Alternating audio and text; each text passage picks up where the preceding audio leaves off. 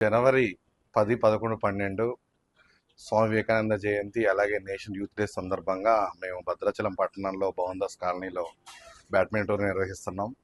ముఖ్యంగా ఇప్పుడు భద్రాచలం ఉన్న పరిస్థితి ఏంటంటే యువత కొన్ని సంఘటనలు జరుగుతున్నాయి. పోలీసులు కూడా దానికి సంబంధించి చర్యలు తీసుకుంటున్నారు. గంజాయి కానీ అలాగే బెల్ట్ షాపులు కానీ అక్రమ మద్యం కానీ ఇలాంటివి జరుగుతున్నాయి.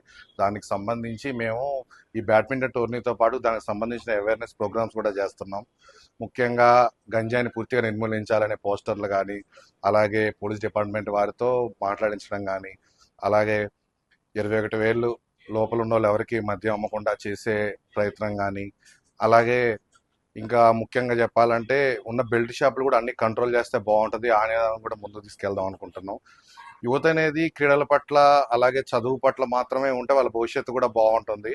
దానికి సంబంధించి ప్రోత్సహించే విధంగా ఉండడానికి మనకి ఇలాంటి టోర్నమెంట్లు పెడుతున్నాం.